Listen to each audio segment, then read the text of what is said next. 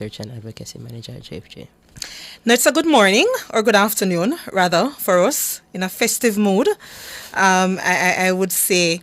And we're going to be touching on a topic later, and we're going to be joined by Professor Trevor Monroe, Founding Director of National Integrity Action, NIA, not to be confused with the Integrity Commission, which is a commission of parliament. NIA is a civil society organization, non-profit, and currently headed by Daniel Archer, who is the principal director.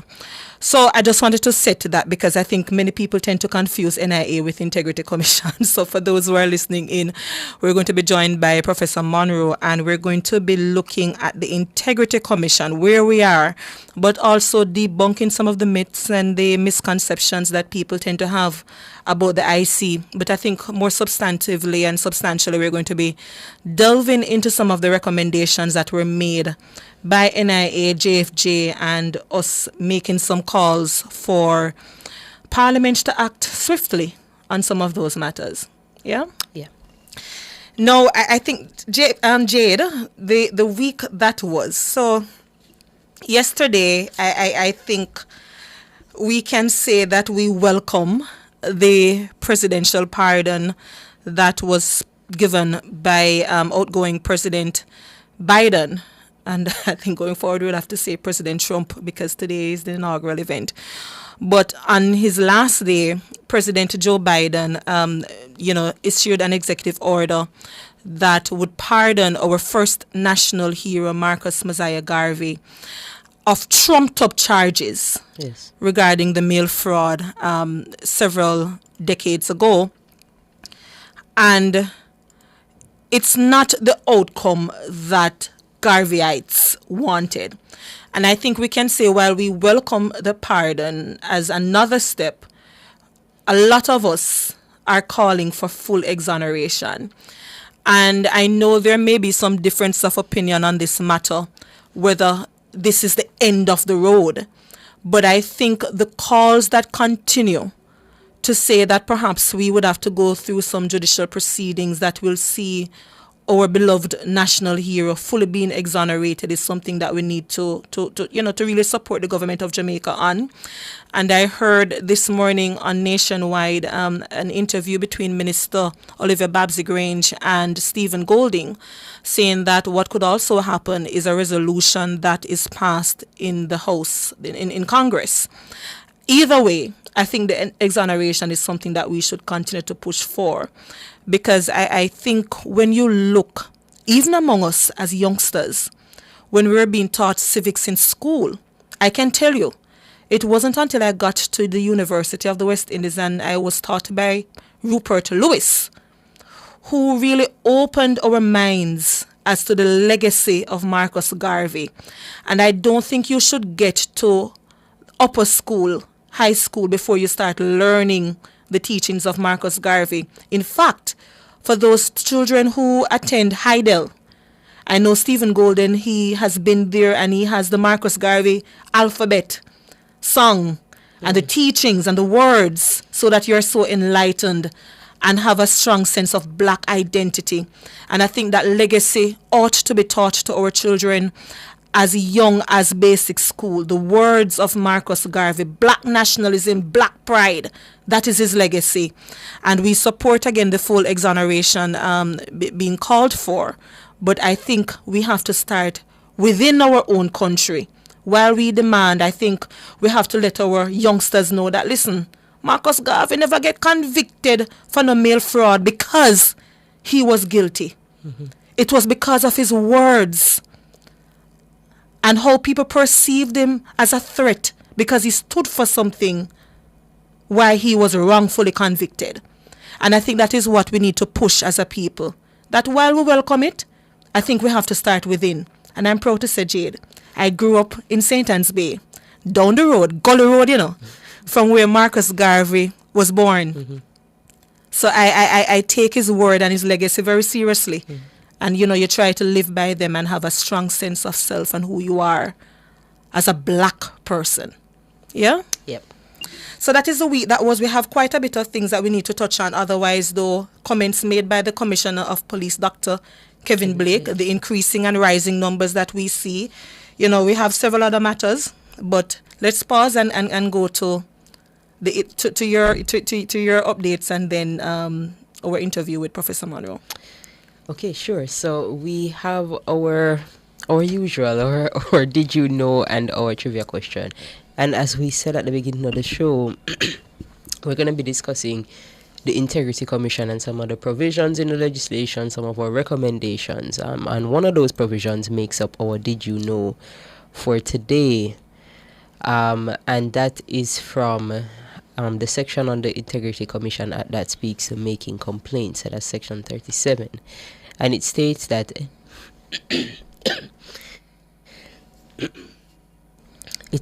anyone can report corruption or non-compliance with the legislation through oral or writing to the commission.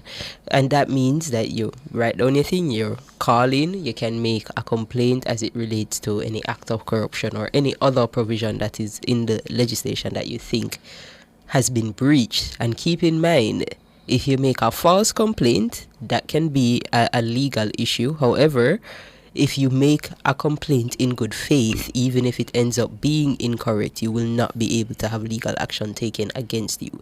So if you legitimately believe that this is an act of corruption, you can feel free to report it. Once you do make a report, your identity will be kept confidential as per the provisions of the Act, and any retaliation against a person who makes a report to the Commission where, for example, their job is taken away from them or they are otherwise professionally disadvantaged, then that can result in legal action against the person who is disadvantaging them, so against the person who has made that retaliation. So there are some safeguards there. One of our recommendations, which we'll discuss in more details, was how we can make these safeguards stronger to encourage more complaints coming to the Integrity Commission, for citizens to feel safer while they're doing that. We do have a trivia question for today as well, and that is, who is the chairman of the Integrity Commission Oversight Committee? So that is the committee that meets to discuss the overall operation of the Integrity Commission. Who is the chairman of that committee? So you can respond by sending a WhatsApp to 2397583, respond in our YouTube chat or on our Instagram, JA4Justice. All right. So, again, thank you so much to those who are joining us online. Annie Smith, we see you're online. We should put a package together for you 1 week so that, you can get some materials from the organization. But we thank you and others for being with us each week. And I realize that news commentator, she won again last week. Yes. So we'll see if that continues. And good afternoon, Marigold, Weber, and others who are joining. Now, the Integrity Commission, where do we start? So we know that the Act is relatively new. It was merged with other institutions, and the Integrity Commission was born in 2018. I think it became fully operational in 2019.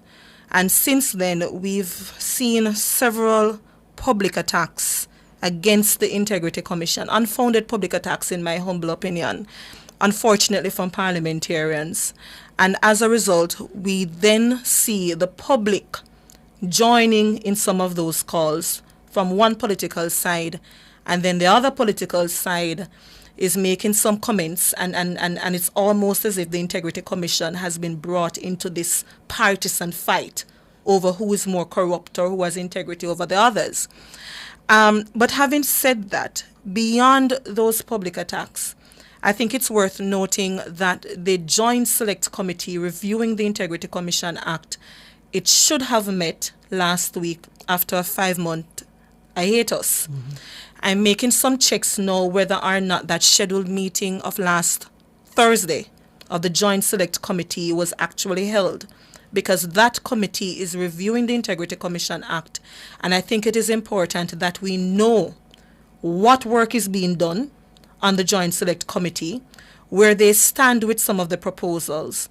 And it is especially important that we know this in light of the Prime Minister getting approval for leave to have the judicial review commence. And we know that process and the hearings will actually happen in October, I believe.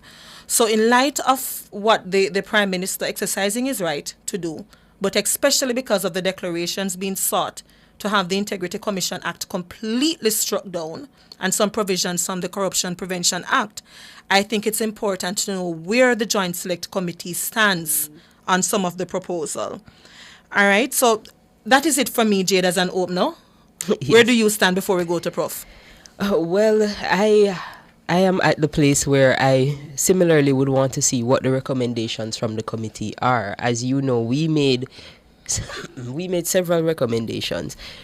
One of the challenges that I'm also having is a misunderstanding, or as you said, a seeming public misunderstanding of some of the provisions. We saw where utterances from Justice Minister Chuck made last week at the Oversight Committee meeting would have led to some public confusion about some of the powers that the Integrity Commission would have, because the minister would have raised as a question whether or not the commissioners could request the information of family members and spouses in terms of their salaries, indicate their salaries.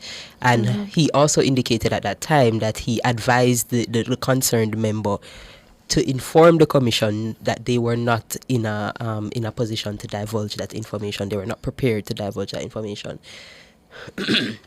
And of course, that led to the public having some opinions as to whether or not this was something the commission should or should not have done. And I think that what got lost and eventually clarified by other persons, but what got lost was that the commission has the power to request this information as it is stated under the Integrity Commission Act. But I don't think you were seeking clarity. I think the question is, and I quote, why is the Integrity Commission asking members to indicate the salaries of their spouse or sometimes of their children?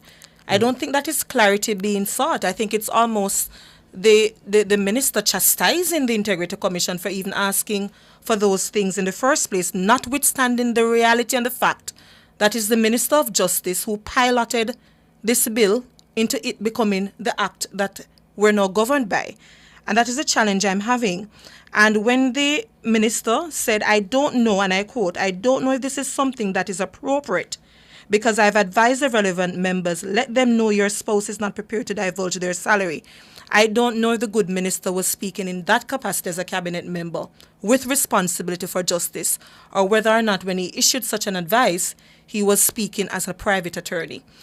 Either way, an inappropriate comment, and I think the type of obfuscation coming from the government side is unfortunate, because all that was required was an apology rather than trying to clarify what was clearly said. There was no misinterpretation from the public. But we take the break, and then I will ask Professor Monroe to give his feedback on Minister Chuck's comment, and then we go into some of the issues.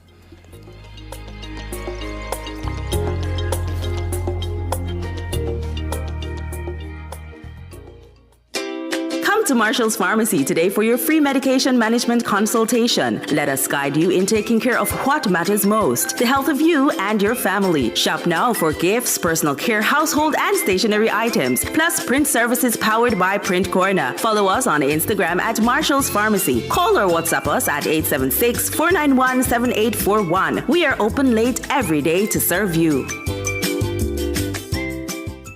Registration is now open for Sagicor Sigma Run 2025. Register now and get ready to run, walk, and wheel for a cause. Our beneficiaries are Sir John Golding Rehabilitation Center, Father Holland and Friends Foundation, and the Kingston Public Hospital. Be a part of Sagicor Sigma Run 2025. Make sure you're there on February 16 for the Caribbean's biggest road race. Visit SagicorSigmaRun.com and register now. Sponsored by Walden, Pan Jam, National Baking Company, Reggae Marathon, Catherine's Peak, Malay Media, and Whistling Frog.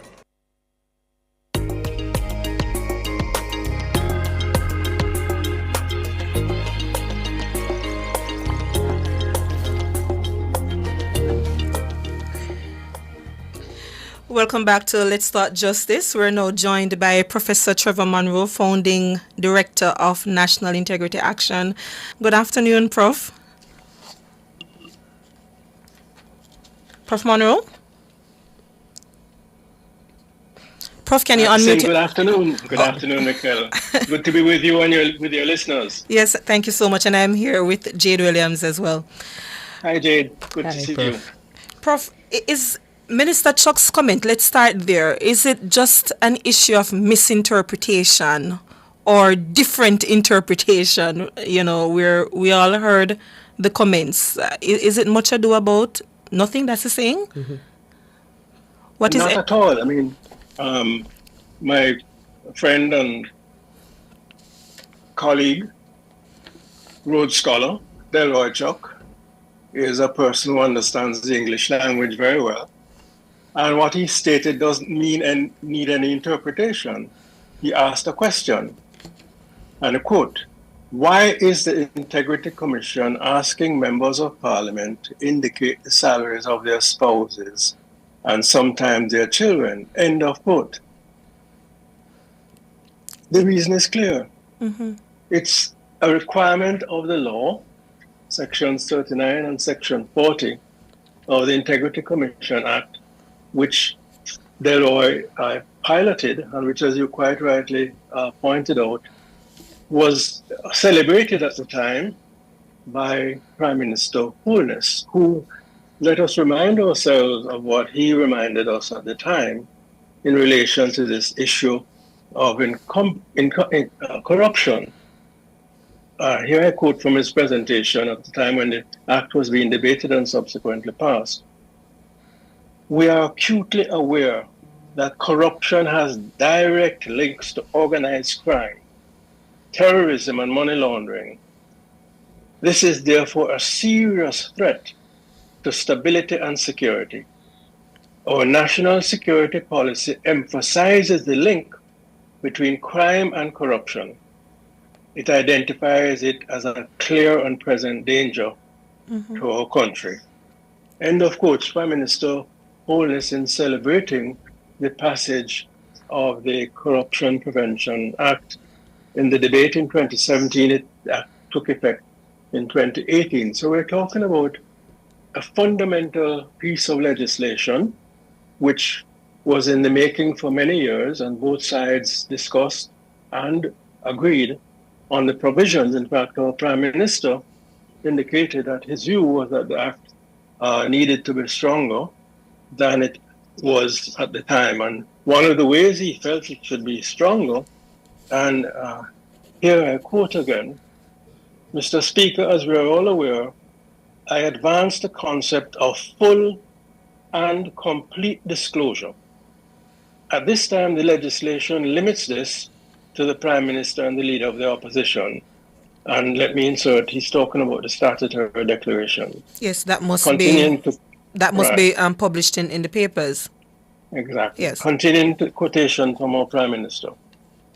"We will be required to publish our assets and liabilities, including all forms of income, automobiles, savings accounts, real estate mortgages, business investments, and the cash value of any life insurance. I believe," Prime Minister Holness continued, "that this disclosure should extend to all parliamentarians and also other public officials. But I'm satisfied by the inclusion of Section 58, which provides that within 2 years, a decision will be made as to all other persons who will be required to disclose their assets and liabilities, and as to the form of that disclosure." End of quote. So when Minister Chuck asked that question, it clearly indicates a moment of lapse. Yes. Because the law which he piloted and which the Prime Minister correctly celebrated makes it absolutely clear that the assets, income, and other liabilities need to be disclosed in relation to spouses and children with certain qualifications, as we know. Yes. Prof, can I ask you a question? And I haven't discussed the matter with my board, but I can say personally, I don't think we're there with a call for Justice Minister to resign. But I think rather than saying that we misinterpreted what he said, I think a clear apology needs to come from Justice Minister. and he should Well, encourage his colleagues mhm. to adhere to the law. I'm not sure if NIA has any view that you could speak to on what is we required had from the Justice we Minister. hadn't gone as far as that explicitly, but I made the comment which the media reported that the alternatives are clear. The position that was espoused and stated by Minister Chuck needs to be disavowed by him, if not by him, by the government, and that the minister must be reprimanded if he declines to withdraw and to apologize. That's very much my personal position. It cannot be left as it is, particularly in a context where so many of the members of parliament, particularly on the opposition side, are proposing that the law, strong as it was and supported by our prime minister to be made even stronger, is now being challenged to weaken the law, in fact, to neuter it. So I think that certainly my own view is that he needs to withdraw, apologize, or be reprimanded at the minimum by the government. Yes. And Prof, lastly, I know Jade has some comments here, but could you just explain to the listeners the importance of this particular provision? Because I know people are saying, listen, if we have to follow it, we must, but I think it's a little bit too intrusive. Why is this important in a country with the high levels of corruption in reality, plus based on perception, that this particular provision remains intact? Well, again, in a country, let me go back to Prime Minister's understanding, which I share, is that corruption is being treated as a tier one threat, a number one threat. That's what our national security policy says, and that's what the Prime Minister indicated. And that is something, therefore, that we need to strengthen the regulations and law and improve with their enforcement as well as compliance and public education of what the law says. So, yes, there's no question at all that it's of importance, because quite easily, and happens in so many other countries, a particular public official, so minded, whether MP or otherwise, can hide assets in the name of his wife. People can make big cash donations or to a wife in the context of, say, an election campaign in return for favors. And that never appears on any statement that the MP or politician would make, because it's not in his name. So the ease with which they can be used as conduits to hide corrupt assets or corrupt the acquired income is what the law is designed to protect against in the way that it's currently stated in the Act. Thank you for that, Prof. I know that one of the conversations that we've been having around strengthening our anti-corruption provisions has been to implement an unexplained wealth order. Could you just say for listeners what that is, and if your opinion on whether or not that would be a good addition to our framework? Well, thank you for that, because it's not only something that Trevor Monroe or NIA or JFJ may advocate. This was an agreement. It was agreed prior to the 2020 election by both the then government and the opposition, as well as 15 or 20 civil society organizations, that part of the effort to combat crime and corruption needed to include a provision amending the Proceeds of Crime Act, which would require wealth that is excessive to be explained. In other words, what obtains in other countries, particularly in the United Kingdom, is if, for example, you see a huge number of apartment buildings being put up by a public officer or by an MP, and clearly the value of the asset exceeds the known reasonable incomes of that particular individual. What the unexplained wealth order asks is that he indicate or she indicate where did you get the funding to have those assets. And if you said, look, I got it from a will, my uncle who passed away, or my cousin who is in the United States and was made well, the matter ends there. It's a court order for information, not for prosecution. So that what would follow if the person satisfactorily explains, the matter would end there. If there is a query arising from that explanation, then the relevant authorities would utilize that information as part of a process of instituting proceedings against a particular individual. So that's what it is. I mean, there's so much, the ordinary persons driving around Jamaica, indeed the same thing in London and New York, where there are huge assets that are unexplained, and therefore the authorities in the United Kingdom have instituted that in the last 5 or so years to give the appropriate agency, in our case it will be MOCA, or the Integrity Commission, or FID, the authority to apply to the courts for an unexplained wealth order.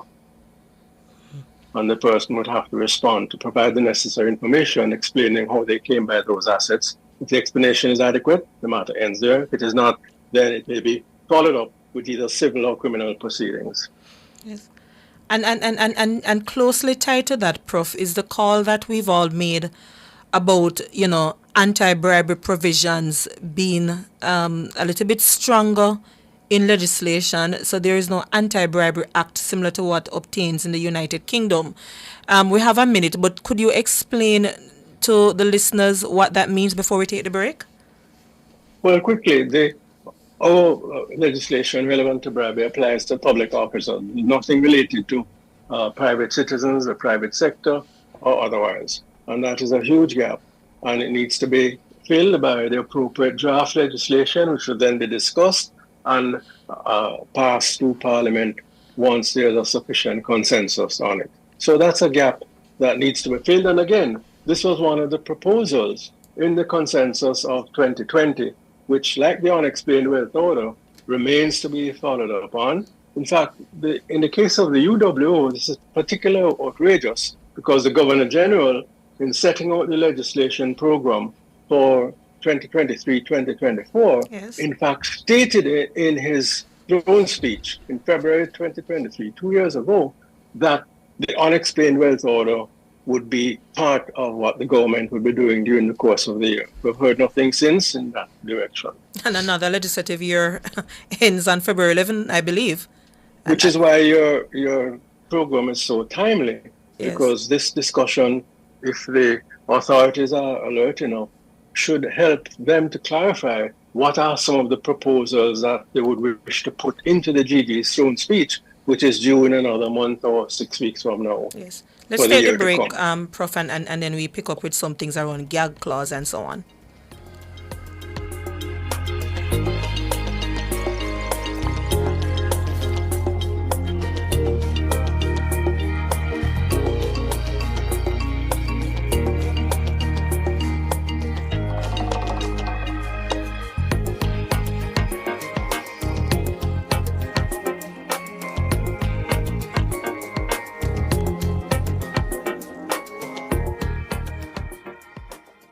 At the Jamaica Customs Agency, we care for our employees, customers, stakeholders, citizens, and our country. Customs cares. The temperature by the Jamaica Customs Agency is 31 degrees Celsius here in Kingston and 29 out west in Montego Bay. Get qualified in Stage 1 Practical Nursing in only 6 months with City and Guild certificates at IIRQ Academy, located at 32 Hope Road, Kingston 10. Start online and face-to-face classes very soon and get qualified for local and overseas employment at affordable rates. Also available 7 to 9 months international certificate and diplomas in Level 3 certificate in early childhood education, Level 5 diploma in business management, pharmacy technician, medical assistant, medical lab technician, diploma in practical nursing, and travel tourism, hospitality, and entertainment. Register this month and get 2 subjects with your course for free. Call us at 876-322-4029 or 630-1084.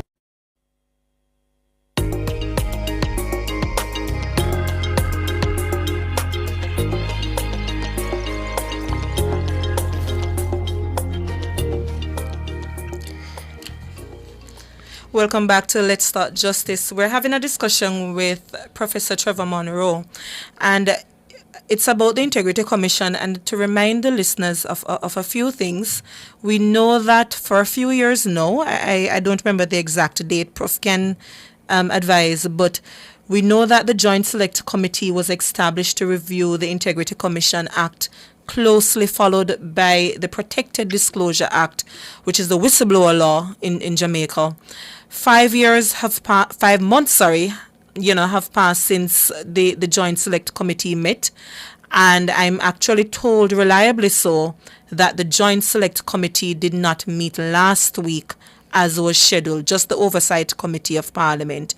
And I started at the program by indicating that I think the public needs to know where the government of Jamaica stands on this matter, or some of the recommendations coming from the Joint Select Committee based on proposals made by NIA, JAMP, JFJ, the Integrity Commission itself, where the government stands, especially in light of the judicial review proceedings that will commence in October, that was filed by the Most Honorable Prime Minister, Dr. Andrew Holness.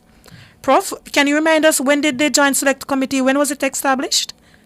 Well, I certainly remember that the committee would have been in existence from January 2022, because my recollection is that both JFJ and NIA, we may have actually been called to make our submissions the same day or during the same period. And we made our submissions, or we actually dated our submission on February 12th, 2022. So we're talking about a review committee, a joint select committee that has been established and will be 3 years at least old next month. Yes. And let me immediately add that this is one of the commendable features of the law, where within the law itself, acknowledging that it's a new agency, it brings together 3 previously existing bodies, and therefore the legislation and its operation would best be reviewed in terms of experience, so that the law itself states that the act shall be reviewed from time to time by a committee of both houses of Parliament. The first review shall be conducted within 5 years from the appointed day. And I believe the appointed day, that is when the act took effect, was somewhere in the region of 2018, if my memory serves me right. I know the legislation was passed in 2017, but the act may not have actually taken effect until 2018 or 2019. Mm-hmm. In any event, we were very happy that this Joint Select Committee was established, more or less within the time frame required by the law, which is not always the case. Very often, legislation will say it should be reviewed within a particular period of time, and it doesn't happen. It's kept indefinitely. In fact, that was the case with the Protected Disclosures Act, which was passed much earlier, but came up for review much later beyond that time required by the law. So that it is in the context of that review that this particular quote-unquote gag clause, which prohibits the Commission from indicating, without going into details, what or who is being investigated, that is the law or the aspect of the law which we think needs to be significantly amended, in fact, deleted and replaced with something that's far more flexible. And there are many reasons for that. The first and obvious one is that here is a glaring inconsistency that Jamaica's anti-corruption agency is basically the only law enforcement body that has no discretion. And I give you a concrete example. It was in 2019, in fact in May, that the Gleaner reported that the Commissioner of Police disclosed that former Minister Royal Reid was being investigated by the police, along with the Financial Investigation Division. Now, that disclosure took place fully 5 months before the former minister was arrested and actually charged. Yes. Now, here's a case, and the inconsistency is even worse, because it was the Integrity Commission, which was one of the bodies that referred the matter to the Commissioner of Police and to the police. So here's a case where the Integrity Commission can't tell you that they are particularly concerned with a minister or an institution for investigation, but the body to which they refer has the ability to tell the public what is going on. Yes, and then we So, start questioning what the Integrity Commission is doing because of that gag clause. Because I listened to members of the public saying Mocha is doing such a good job, and we acknowledge that the potential for reputational harm must be looked at and mitigated. But I think this absolute gag on the Integrity Commission could also serve to undermine our perception of the efficiency of the body, and that is also the trouble. Yes, fully agree with you. And beyond that, not only undermine our perception, but also be in contradiction with what are the objectives of the law itself, which is set out in Section 3. One of the objectives of the law is to enhance public confidence, and I'm quoting now, that acts of corruption and impropriety committed by persons exercising public functions will be appropriately investigated and dealt with in a manner which achieves transparency, accountability, and fairness. End of quotes. Now, if we don't know that a particular institution or individual is being investigated, or we hear something to that effect, but nothing happens or we can't hear anything more, that's exactly undermining one of the objectives of the Act, which is to enhance public confidence that acts of corruption are being properly investigated. So there's a real internal contradiction there. Yes. And I do share with you, Michael, that the concern for reputational damage is a real and genuine one. And hence, what NIA has been proposing and what we're saying is not that every time the Commission undertakes an investigation or is in the process of advancing its inquiry that the public should know. What we're saying is that the opposite is not true. The opposite is not helpful. Namely, they must never have an absolute gag.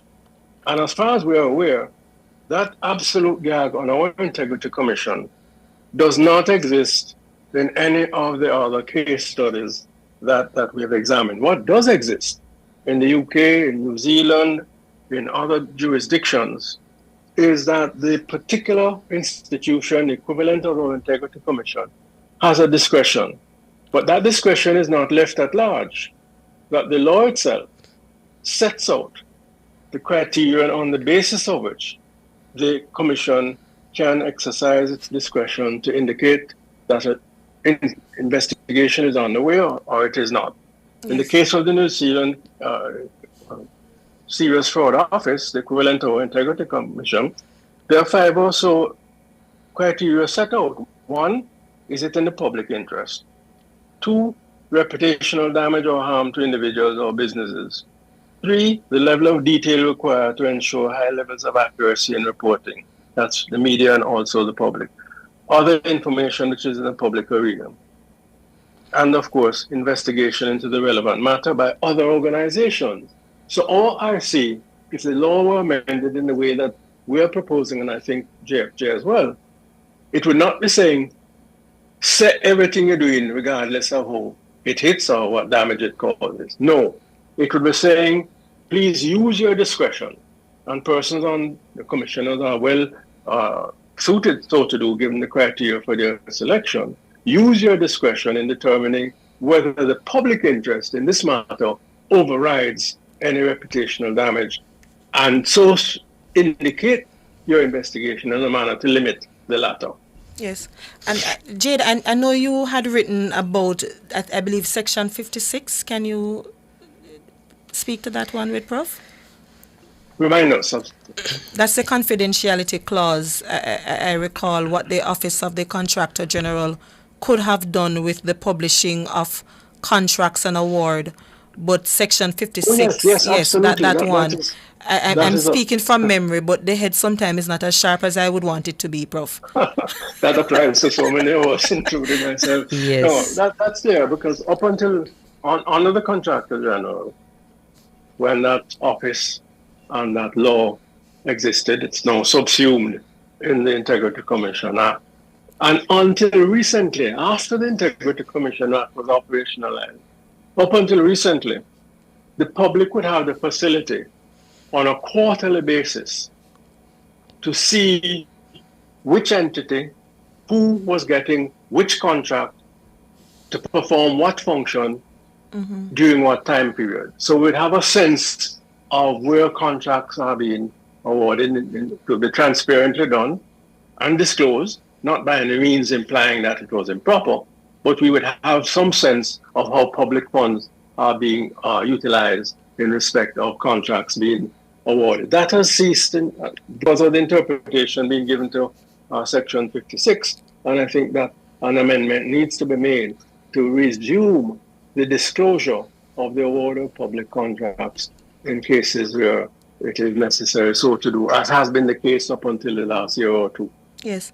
And, you know, Prof, I think it's appropriate for me to state, when we had first made our recommendation to the Joint Select Committee reviewing the Integrity Commission Act, it was our reading and interpretation at the time that there was a potential conflict of interest with the Auditor General remaining as a commissioner on the Integrity Commission Act, given that in our estimation at the time, given that the Auditor General is a constitutional body and the Integrity Commission was not, we had a little bit of a concern about whether the offices would coincide and have some conflict there. I wish to publicly note that after reviewing our position that was taken at the time, JFJ publicly withdraws that recommendation on the basis that, in our estimation now, the Auditor General is best positioned to remain as a commissioner on the Integrity Commission. And I think we have to move with haste to write officially to the Joint Select Committee, noting to them that we have officially withdrawn that recommendation that we had taken at the time, given the role of the Auditor General and the fact that some of the reasonings that we have heard perhaps wouldn't apply, because if it is that we're talking about the audit of the Integrity Commission, there are other measures that one could put in place to mitigate any conflict that the members had also noted. So JFJ will officially withdraw that earlier recommendation and, ensure that we are on the same page with some of our civil society colleagues. I believe NIA's view as well, Prof, was that Yes, the Auditor so. General should remain as a commissioner. Yeah, absolutely. From a simple point of view, if it ain't broken, don't fix it. Yes. The Auditor General, as the constitutionally mandated body to do the review of all the government MDAs, ministries, departments, and agencies, and it embodied in the Constitution, that office has been a member of the institutions designed to ensure probity since 1973. Yes. When the predecessor of the Integrity Commission law, the Integrity Parliament Members Act, and other bodies included the Auditor General, and the presence of that officer has always been helpful to the discharge of that function. So why should we now change that when it has worked well over the past many years, and when, as you point out, there are provisions to ensure that conflict of interest doesn't arise in that case. So I'm thankful that JFJ is taking that perspective, and I want to conclude my own thoughts by really urging that the Joint Select Committee resume its hearings and that the government treat with urgency the need to strengthen the law rather than to accept provisions and proposals proposed by government members, in fact, in one case, a former minister, which would gut the Integrity Commission of the very mechanisms that the Prime Minister celebrated when the law was being debated. Yes. In 2017. All right, that's where we have to leave it. Thank you so much, Professor Monroe, as usual, as always, for joining us. We really appreciate your views. And thank you for having me, Jade and Michael. Really appreciate it. And to your listeners as well. Have a great day. Same to you. Bye-bye. We take the break.